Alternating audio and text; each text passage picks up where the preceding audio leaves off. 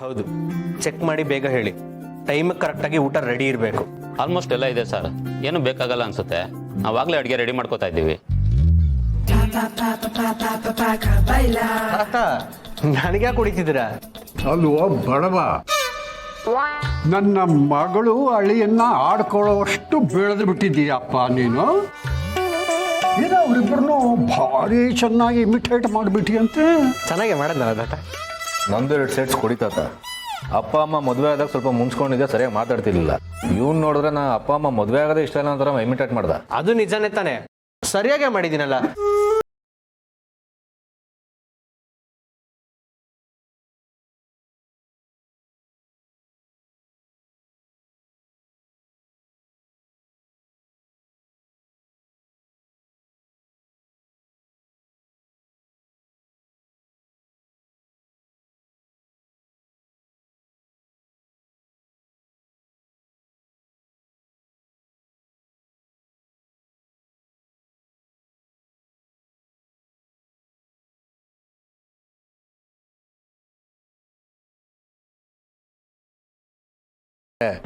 ಸಮರ್ಥ್ಗಿಂತ ಅಪ್ಪ ಅಮ್ಮನ ಮೇಲೆ ಕೋಪ ಜಾಸ್ತಿ ಮಾಡ್ಕೊಂಡಿದ್ದು ನಾನು ಮತ್ತೆ ಅಣ್ಣ.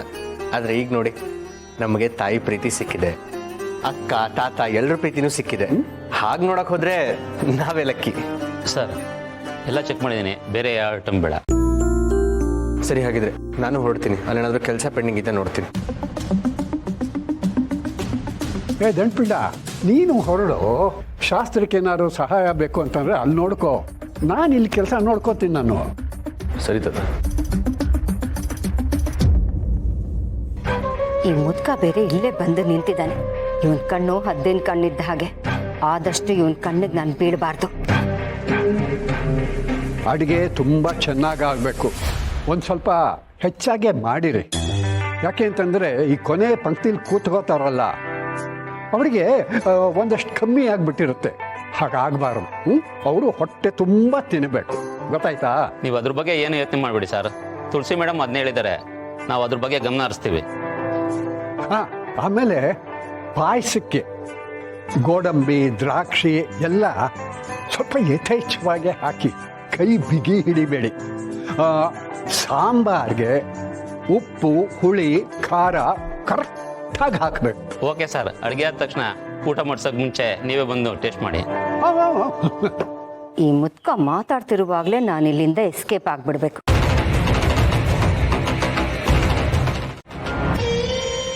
ಏನವ, ಒಂದು ನಿಮಿಷ ನಿಂತ್ಕೋ.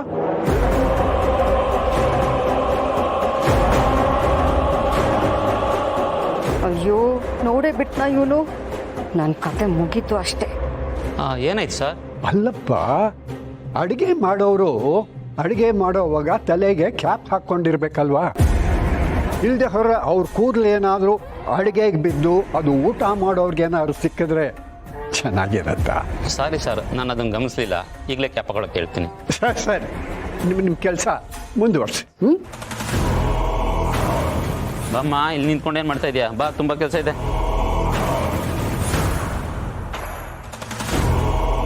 ಬಾ, ಈ ಮುದುಕನಿಂದ ಸ್ವಲ್ಪದ್ರಲ್ಲೇ ತಪ್ಪಿಸ್ಕೊಂಡೆ. ಮೊದಲು ನಾನು ಬಂದಿರೋ ಕೆಲಸನ ಆದಷ್ಟು ಬೇಗ ಮುಗಿಸ್ಬೇಕು. ಇಲ್ಲಿವರೆಗೂ ನನ್ನ ಮೇಲೆ ಯಾರಿಗೂ ಡೌಟ್ ಬಂದಿಲ್ಲ.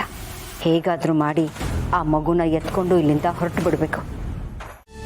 ಇಷ್ಟೊತ್ತಾಯಿತು, ಇನ್ನೂ ಆ ಕಿವಿ ಚುಚ್ಚೋರು ಬರಲೇ ಇಲ್ವಲ್ಲ. ಅವಿ, ಒಂದು ಫೋನ್ ಮಾಡು. ಈಗಷ್ಟೇ ಫೋನ್ ಮಾಡಿದ್ದಪ್ಪ, ಇಲ್ಲಿ ಹತ್ರ ಇದ್ದಾರಂತೆ, ಬಂದ್ಬಿಡ್ತಾರೆ.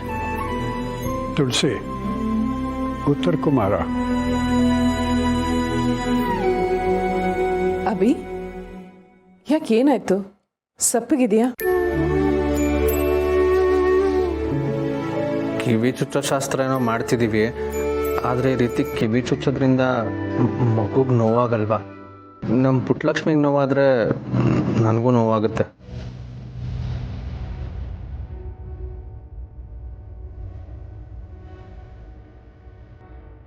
ಅಯ್ಯೋ ದಡ್ಡ, ಅದಕ್ಕೆ ಹೀಗೆ ಸಪ್ಪಗೆ ನಿಂತಿದ್ಯಾ? ನಮ್ಮ ಮೀರಾಗ ಏನೂ ನೋವಾಗಲ್ಲ. ಅವಳು ಆರಾಮಾಗಿ ಕಿವಿ ಚುಚ್ಚಿಸ್ಕೋತಾಳೆ. ನೋವಾಗೋದೆಲ್ಲ ನಿಮ್ಗಳಿಗೆ.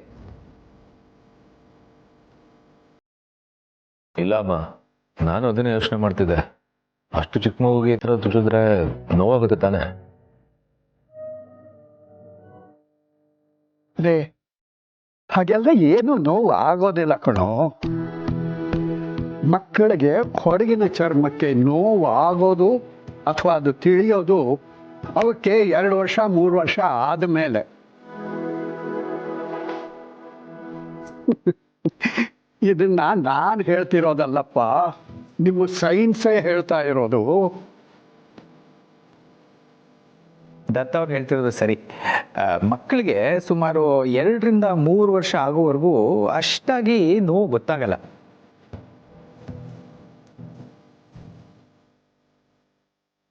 ಅಂದರೆ ನೋವು ಆಗುತ್ತೆ, ಆದರೆ ನಮಗೆಲ್ಲ ಆಗುತ್ತಲ್ಲ ಅಷ್ಟು ನೋವು ಗೊತ್ತಾಗಲ್ಲ. ನಮ್ಗಾಗೋ ನೋವಿಗೆ ಬ್ರೈನು ಬೇಗ ರಿಯಾಕ್ಟ್ ಮಾಡುತ್ತೆ, ಆದರೆ ಮಕ್ಕಳಿಗೆ ಆಗಲ್ಲ. ಆದರೂ ಈ ರೀತಿ ಕಿವಿ ಚುಚ್ಚೋದೆಲ್ಲ ಯಾಕೆ ಬೇಕು? ನಾವು ಮಕ್ಕಳಾಗಿದ್ದಾಗ ಕಿವಿ ಚುಚ್ಚಿಸ್ಕೊಂಡಿದ್ವಿ, ಆದರೆ ಈಗ ದೊಡ್ಡವರಾದ್ಮೇಲೆ ಗನ್ ಶಾಟ್ಸ್ ಎಲ್ಲ ಮಾಡಿಸ್ಕೋಬೋದಲ್ವಾ? ಮಾಡಿಸ್ಕೋಬೋದು. ಈಗಿನ ಕಾಲದಲ್ಲಿ ಕಿವಿ ಚುಚ್ಚೋದಕ್ಕೆ ಬೇಕಾದಷ್ಟು ಟೆಕ್ನಾಲಜಿಗಳೆಲ್ಲ ಬಂದು ಹೋಗಿದೆ. ಆದರೆ ಶಾಸ್ತ್ರ ಸಂಪ್ರದಾಯದ ಪ್ರಕಾರ ಮಾಡಬೇಕು ಅಂದರೆ ಅದಕ್ಕೆ ಬೇರೆ ಅರ್ಥ ಇದೆಮ್ಮ. ದತ್ತ ಅವರೇ, ಅಷ್ಟೊಂದು ನಿಗೂಢ ಅರ್ಥಗಳಿದಾವ? ಹೌದಪ್ಪ. ನಮ್ಮ ಧರ್ಮದಲ್ಲಿ 16 ವಿಧಿಗಳಿವೆ. ಅಂದರೆ 16 ಸಂಸ್ಕಾರಗಳಲ್ಲಿ ಇದು ಕೂಡ ಒಂದು. ಇದಕ್ಕೆ ಕಾಂಚೇದನ ಸಂಸ್ಕಾರ ಅಥವಾ ಕರ್ಣಭೇದ ಸಂಸ್ಕಾರ ಅಂತ ಹೇಳ್ತಾರೆ.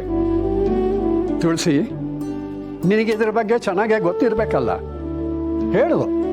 ಹೌದು ಮಾವ,